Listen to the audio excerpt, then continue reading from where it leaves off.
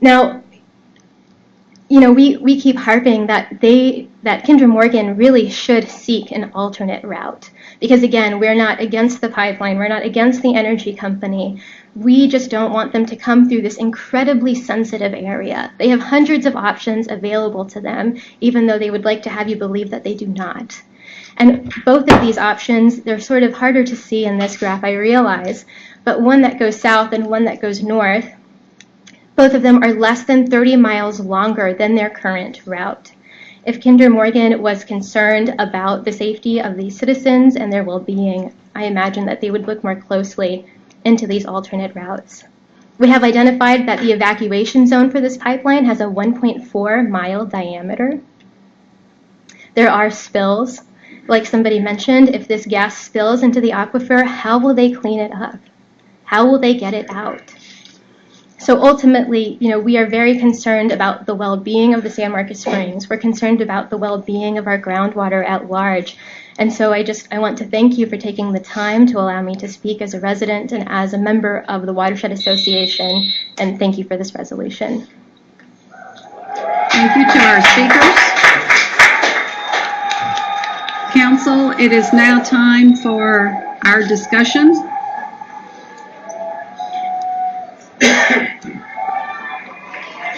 May we have quiet in the lobby, please, so we can continue our meeting? Thank you. The sound comes right through that glass. It's as if you were in here. So thank you. Council, questions? We have a motion and a second in front of us to approve the resolution to oppose. I'll start. First of all, thank you, the community of San Marcos and other areas around San Marcos who are affected by this pipeline. But I first would like to talk to Mr. Greg Neal. First of all, thank you for coming this evening and offering yourself to answer some questions. And I'd like to thank your family for their service in the military. And, you know, thank you for pioneering energy in Texas at a time that was the energy source, right? And I think you heard some speakers this evening saying, you know, that was the energy source many, many decades ago. But now we know that we can do better, right? We know that there's alternative forms of energy that we should be striving for. And with y'all's track record and what you've done, I would hope that maybe that would be your next step and you could add that to your legacy of looking for those alternative forms of energy and introducing those to Texas, because we know that fracking, natural gas, petroleum, crude oil, those are very temporary and they're very damaging to our environment in whatever form they are. So I would really hope that for the generations that you've had in Texas and the great legacies you've had, that you would really put that on your next one. I'll be looking for that. After learning about how precious this aquifer recharge zone in the area that we live in, which most of us live here specifically because of that, you know, a lot of us came here for one reason or the other, but we fell in love with this region because of its environment. And I think a lot of us have a passion to stay here to protect it. So you've learned a lot, I think, probably in the last year working with the Wimberley Valley Watershed. So my question to you is, why wouldn't you consider moving this route? I don't think that anybody here specifically is telling you we don't want you to put this new energy source and pipeline through, but you have one already opening up in West Texas. Why not utilize that area already? So that would be my first question to you is, after learning about how pristine and precious and sensitive this environment is, and if you had a spill that went into the aquifer, there'd be no way to clean it up. Why would not you consider a different route? Well, Councilwoman Prewitt, I'm a consultant. However, my presentation this evening was to engage Kinder Morgan in further discussion. And that's the kind of question that I believe they're prepared to answer. And I would refer you to Alan Four, who is the vice president of that company. And I know that he's eager to have conversations with this body and other governing bodies in Hays County. I, however, will not comment on decisions with regard to routing. Do you have another question? For you, I don't have any other questions. Thank you very much. Thank you. Okay. Am I to understand that you can't answer any questions on behalf of Kinder Morgan, any of the questions that we might have? I made my presentation this evening as someone encouraging working with Kinder Morgan as opposed to sanctioning the project, and as I described, punting the project to the state legislature for them to take up these issues of the environment, your water, keep the discussion here locally with the company that's doing the work. They have oversight with regulatory bodies, and I suspect you could engage that entire team. Okay, gotcha. So I don't have any questions either then. Thank you. This is our discussion time or time to ask questions of either of our speakers. I think both of their presentations were understandable and comprehensive for the topic that they were intending to cover. Mr. Rockymore, you I did have a question for Mr. Neal. Yes. So what I think I'm hearing is that you were here to present a viewpoint, and am I correct in understanding that the viewpoint you expressed does represent the perspective that Kinder Morgan is coming from? They reviewed my comments prior to this meeting, so yes, they do reflect Kinder Morgan's interests. Okay. Okay, good. Well then, my question is, when you say punting it up to the state level rather than dealing with the company here at the local level, could you speak on that for a few moments more? I think all I meant was that this resolution, the actual actionable items in the resolution, refer to taking it to the legislature with regard to actions that they would take through legislative and administrative action, which, if you examine the timelines that we're operating under, that process could take longer than this project. And I'm just bringing that to everyone's attention. Okay, so are you saying that the cities should deal specifically with Kinder Morgan and forego taking it to the state level? I'm suggesting there's an opportunity, and I stated very clearly, there's an opportunity to engage with Kinder Morgan as opposed to passing this resolution, which moves the issue to the state legislatures. From your perspective, is Yes. Kinder Morgan amenable to changing their route if we come to Kinder Morgan with that? The number they provided Understanding. me today is there have been over 120 routing changes since this project was conceptualized. And would one more or two more So, possibly be? again, I think those conversations can occur, and that's why they sent me. So basically, Kinder Morgan would like us not to vote for this so that we can talk to them about it. Yes, sir. Understood. Thank you, sir. Thank you. I have a question for Ashley. Okay, please. Oh, okay. If you want to go around the table, Well, just go. just let me know when you want to speak, please. Okay. Yeah, go ahead. Do you know how many significant reportable spills Kinder Morgan has had, and additionally, how many explosions, fires, leaks? Do you have an estimate? You know, off the top of my head, I honestly don't. Maybe Mr. Neal might have a better understanding of their record, since he did speak that it was one of the best in the industry.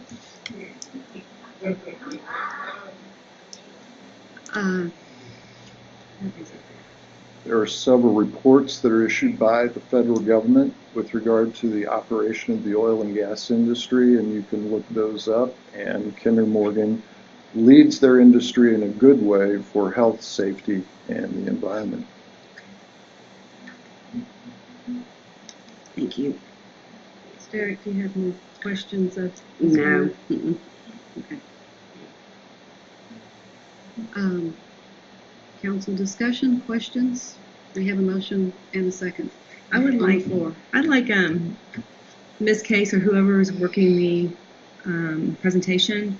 Could we go back to the last slide? Is it Ms. Kirby? It's a slide that shows the density and the populations in the existing route and the alternative routes. And I'm going to throw this question out there for Mr. Neal, and you can let me know if you can answer this or not. And if not, you can take it to Kendra Morgan as a concern, a huge concern of mine. And I would hope that the rest of my colleagues as well. Anyway, it's the slide that shows the existing route with the two alternative routes that has been proposed. The existing routes goes through some of the most heavily densified areas in this region, which is something I can't even contemplate why that is a route chosen. It goes through areas where there's neighborhoods, subdivisions, schools, and with evacuation of 1.4 miles around the pipeline, I can't even understand why that's even a consideration. Where do people's homes go? I mean, when you come in and you're going straight through the city, are people's homes bought out? Eminent domain? I mean, I think Mr. Perkins had a great comment saying that we live in the state of Texas and y'all are going in and just literally taking people's lands from them. I don't understand this. That route goes through the most dense area in the hill country. Why in God's name would you choose that route? I mean, that's where our people live.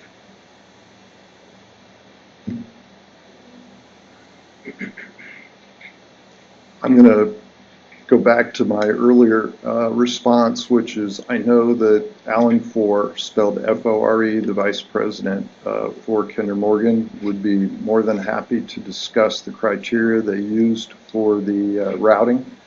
I referenced it briefly. We did calculate these alternative routes, and I think we have a discrepancy in the mileage that's represented there. I believe it's more like 80 to 100 miles difference.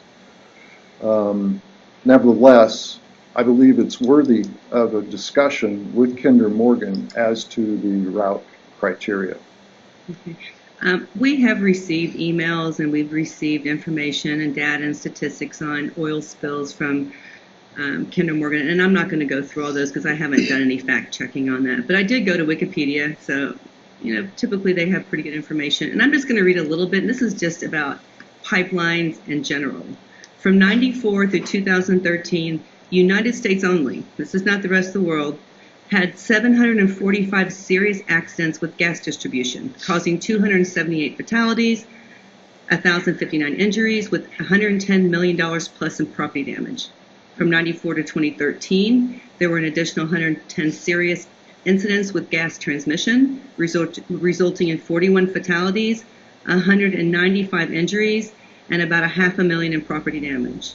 94 through 2013, there were an additional 941 serious incidents with gas all system type, resulting in 363 fatalities, 1,392 injuries, and $823 million in property damage. A recent Wall Street Journal review found that there were 1,400 pipeline spills and accidents in the U.S. from 2010 to 2013. According to the journal review, 4 in every 5 pipeline accidents are discovered by local residents, not the companies that own the pipelines. Those are huge statistics. And that's just the United States. And I've read some of the statistics in Kinder Morgan, and maybe they do rank higher. But higher from what? I mean, what's below that? So there's grave concern here. And I'm going to fully support this resolution. Okay. Are there any other questions? Are we ready to vote, Council? I just want to say the way I oppose the smart terminal is the same way I oppose the pipeline. Mayor, I don't have any question, but I would like to just make a very brief statement. That's Please all right. do. I did not realize that under existing state law that the state legislature of Texas decades ago granted the authority of eminent domain to oil and gas companies. I am very concerned anytime any kind of government which has to answer to its citizens invokes its power of eminent domain, because I think that that should be used as a last resort. And although the U.S. Supreme Court in a Connecticut case has granted very broad authority to municipalities in eminent domain, to me, it should never be used even for something that is important like economic development. It should be for a very clear public purpose, like a road, like for water, drainage, flooding, very narrowly conceived. And this is such a broad grant of authority to private for-profit companies that I'm just stunned that this action to grant such authority was given in the past and it's still existing. So I'll be voting to support the resolution against the pipeline. And I hope you all here, appreciate you being here, but I really hope you really look at the content of this resolution, because it relays statements of fact, and it is very, very explicit about our concern as a city government over how things are now. Thank you. I'll be supporting the resolution as well, and I think for the obvious reasons. I think everybody said it, and I really appreciate my colleagues for statements you made, and it made a lot of sense. If this was really that important for this company, I think the president or the vice president would have been here. For some reason, he's not here, and we know why. But that's my take. Thank you. Okay. I'll be supporting the resolution as well, and I would hope that everyone who is here for this, who opposes it, will also support whatever legislation there is at the state legislature to require environmental assessments, etc. Whatever's there, I hope that you take the energy that you're showing tonight and move forward with that at the state legislature, because that's where some changes can happen. So please do that. And before we vote, I would like to remind everyone that if you choose to leave after this item, it's going to be a little noisy. Those of you in the lobby, we can hear everything that's going on out there, and we need to continue with our meeting. So if you want to chat, I won't ask you to go outside as I do for spring and fall, but if you'll head on down the hallway, if you want to continue chatting, that'd be fine. But we have a meeting that we need to continue on with. So, Ms. Case, if you will activate our keypads. Okay, all votes are in and it passes 7-0. And item 16 is complete.